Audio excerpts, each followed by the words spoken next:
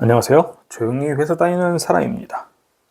네, 저는 앞서 썸네일에서 보여드렸던 것처럼 이제 저는 한 14년 차, 와이프는 군대를 안 갔다 왔으니까 물론 15년 차 초등학교 교사 이렇게 돈을 벌고 있는 부부고요. 저희는 뭐 저번 영상, 여태까지 모든 영상에서 말씀드렸다시피 아파트를 팔고 전 재산을 미국 주식에 투자를 하고 있습니다.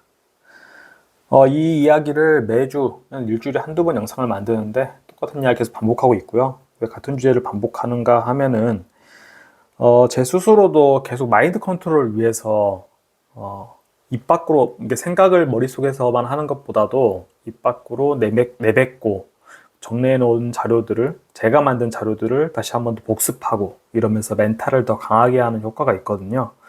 왜냐면은 저도 한낱 개인 투자자에 불과하기 때문에 이런 비이성적인 투자 패턴을 과거에 보여왔던 적이 있습니다. 내가 시장을 이길 수 있을 거라는 착각. 그래서 이렇게 지금처럼 S&P 500에 투자한다거나 혹은 세계의 모든 주식을 사는 VXUS 같은 거 투자하는 게 아니고 개별 종목들을 연구한다든지 레버리지나 고버스 가지고 그런 사고 팔고 하는 매매를 한다든지 시도를 했었고요. 시장의 패턴을 발견했다라는 생각, 특히나 코덱스 레버리지와 선물 인버스 2X 이런 거 할 때 아무래도 제가 공돌이다 보니까 오르는 시점, 떨어지는 시점을 어떤 차트에 찾을 수만 있다고 하면, 그런 패턴을 찾을 수 있다고 하면 언제든지 돈을 벌 수 있겠다. 그때 판단했었고, 그리고 주식에 관심이 많다 보면은 유튜브나 블로그, 텔레그램 이런 데서 엄청나게 많은 정보를 또 찾아볼 수가 있거든요. 그러다 보면은 사람들이 의견이 쏠리는 대로 저도 같이 흘러가게 되는 군집 행동의 성향이 있다는 거 알고 있었고요.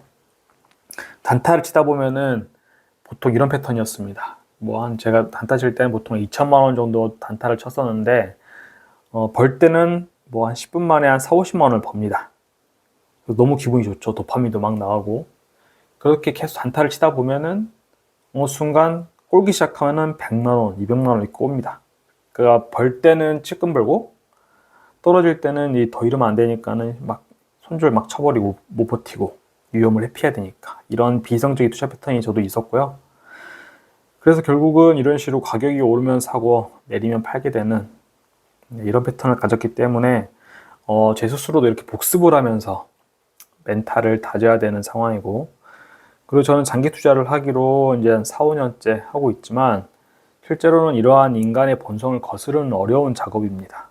성공하는 사람들의 특징을 보면은 저처럼 매번 똑같은 말 반복하면서 강력한 투자에 대한 철학을 가지고 있는 사람, 저는 시장의 장기 성장에 대한 믿음을 갖고 있는 거고, 그리고 이런 식으로 자료는 일주일에 한두 번 만든다고 하지만 어플을 켜본다거나 계좌 잔액을 잔고 계속 조회해본다거나 이런 걸 하지 않거든요. 단기 변동이 흔들리지 않기 위해서죠. 시스템의 힘, 저는 그냥 예전에 복잡한 규칙을 만들었었는데 그냥 앞으로 남은 기간 한 7개월 남았는데 그 기간 동안 7등분한 금액으로 정해놓은 비중대로 매수하는 거 기계적으로 자동화 시켜서 하고 있습니다. 이번 영상에서는 추가한 장표가 뭐냐면, 아무리 생각해도 저는 미국이 좀 이상한 나라인 것 같거든요. 그래서 여러분들의 생각도 좀 궁금한데요. 한 가지씩 찝어보면은, 일단 다들 아시다시피 미국은 명실상부 GDP로 봤을 때 세계 최고의 부자 국가죠. 1인당 GDP, 그러니까 GDP를 국민의 수로 나눈 1인당 GDP도 제가 알기로 미국이 10등 안에 들고 있는 7, 8등 정도 하는 걸로 알고 있거든요. 근데 중국은 세계 2위지만 인구가 14, 15억 되기 때문에 1인당으로 나누면은 순위가 쫙 뒤에 있는 걸로 알 수가 있습니다. 그러니까 중국이란 나라는 국가 자체는 엄청 큰 나라지만 GDP가 크기 때문에, 근데 1인당 개개인이 얼마나 잘 살고 있는지 부자인지를 보면은 그렇지 않다. 그리고 미국은 GDP 구성을 보면은 특이합니다. GDP가 민간 소비, 정부 지출, 그리고 투자, 순수출 이렇게 구성이 된다고 하면 미국은 68%, 이건 약간 2017년도 자료긴 한데 제가 최신 자료를 찾아보니까 지금도 60% 후반대 이렇게 민간 소비가 차지를 하더라고요. 그래서 미국은 다른 나라랑 다릅니다. 보면 미국은 68%, 중국은 34%, 독일은 53%, 한국은 48%, 이렇게 과반을 넘기가 쉽지가 않아요. 근데 미국은 국민들이 소비를 잘 해야지만이 성장할 수 있는 GDP 성장이 일어나는 나라다. 이게 좀 특이하죠. 그리고 미국은 좀 제일 잘 사는 나라인데 다른 나라들한테 자기들 이제 무역 수입을 많이 하기 때문에 무역 수지 적자를 보고 있기 때문에 이걸 만회하고자 다른 나라들, 본인들보다 더 못 사는 나라들한테 투자를 요구합니다. 크게는 이제 유럽연합, 거기 안에는 뭐 스페인, 프랑스, 독일, 뭐 아일랜드 다 섞여 있죠. 영국을 빼고 27개국이 섞여 있고 일본, 한국한테 대표적으로 이 표가 이게 제가 짤방이 도는 거 이번 주에 이런 짤방이 돌더라고요. 어떤 정부의 협상에 대해서 비꼬기 위한 것처럼 보이던데 산낙금 써 있는 거 보면은. 근데 투자금을 받은 게 뭐냐? GDP로 봤을 때 EU는 27개국이 섞여 있기 때문에 엄청나게 크죠. GDP로 보면은 거의 20조 달러, 2경 원 정도가 되겠죠. 근데 일본은 4조 달러, 한국은 1.8조 달러. 일본도 우리나라의 그 체급으로 봤을 때는 2배 정도 되는 나라.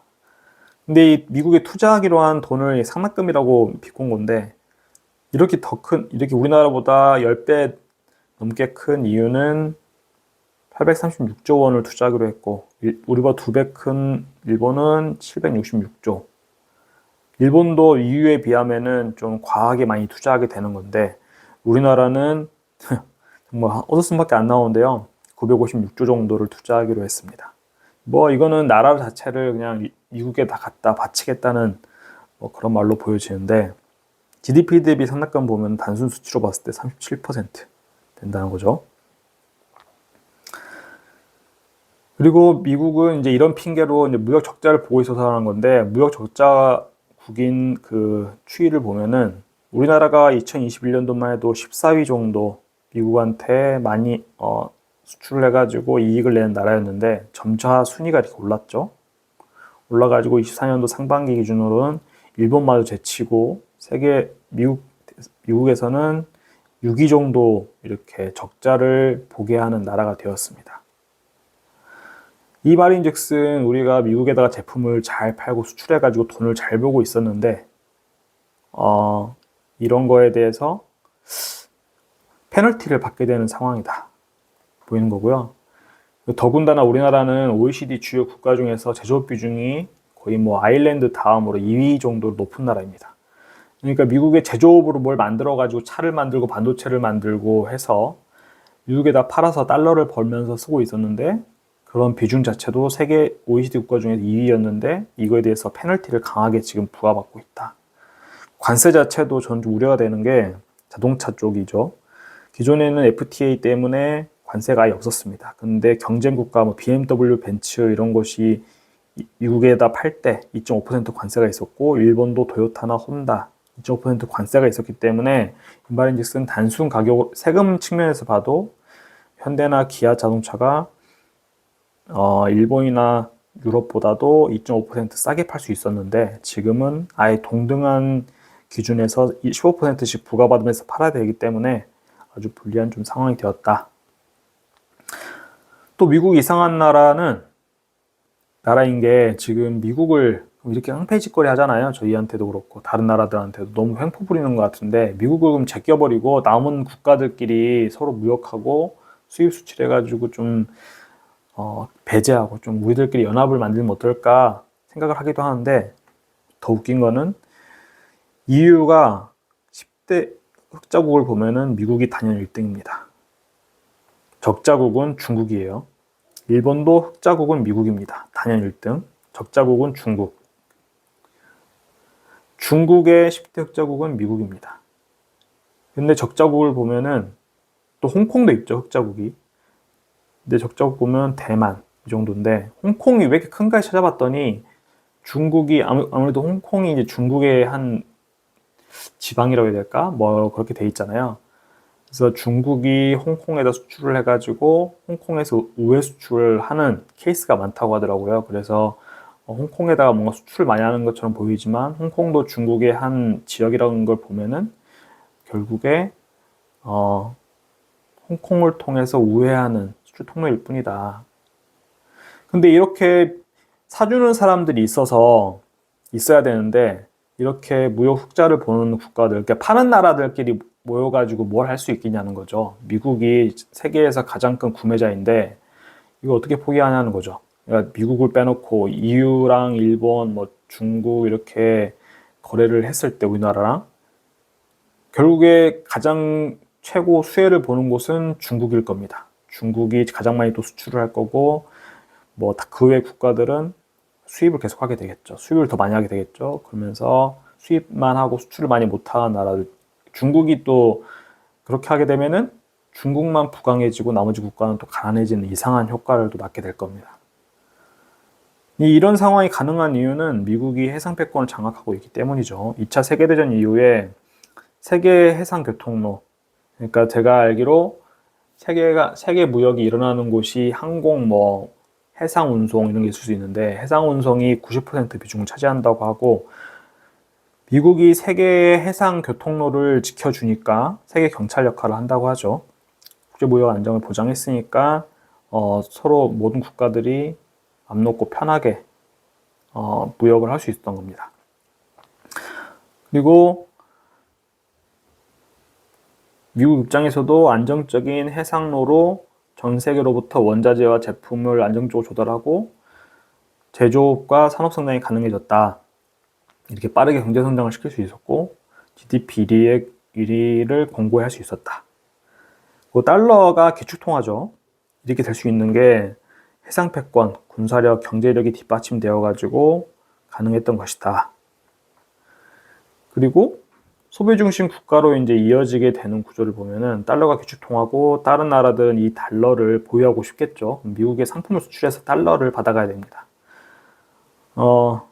미국은 이렇기 때문에 무역 적자를 수입을 많이 해도 달러로 수출할 수 있기 때문에 그런 적자를 감당할 수 있는 구조가 되었고 출로 먹고 사는 그 외 나라들 일본, 한국, 뭐 중국 이런 데랑 달리 수입으로 세계 경제를 밀 수 있게 되었다. 이렇게 보고 있는 거고요. 결국에 이 말입니다. 미국이라는 나라 자체는 다른 나라들, 특히 한국과는 개념 자체가 다른 나라죠. 국가에 대해서 어떤 생각을 할 때 우리나라는 저 같은 대한민국 국민들은 대한민국을 기준으로 국가에 대해 생각을 하게 되는데 한국을 평가하던 잣대로 미국을 바라봐서는 절대 안 된다고 저는 생각을 하고요. 왜냐면은 미국만 해도 칠함대라고 부르죠.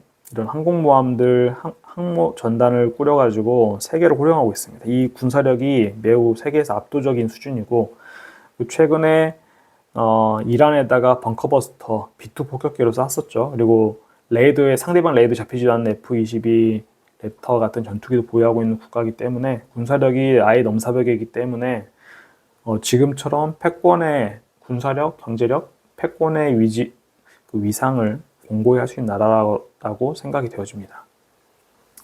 그래서 저는 전 재산을 이렇게 투자를 하고 있고요. 저는 이제 존 보글이라는 분의 철학이 가장 저와 맞는 것 같아가지고